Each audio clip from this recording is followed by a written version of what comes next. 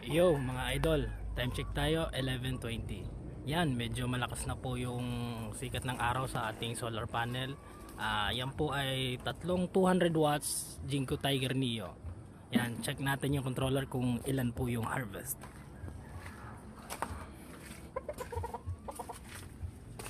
Yan, at yan po yung ating small setup. Ito po yung ating LJoy controller, 600 watts. Yan.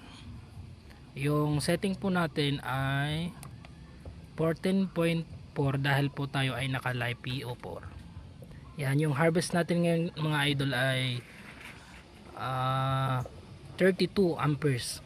32.73 amperes. Ngayon po yan. Malakas yan idol. Malakas na po mag-charge yan.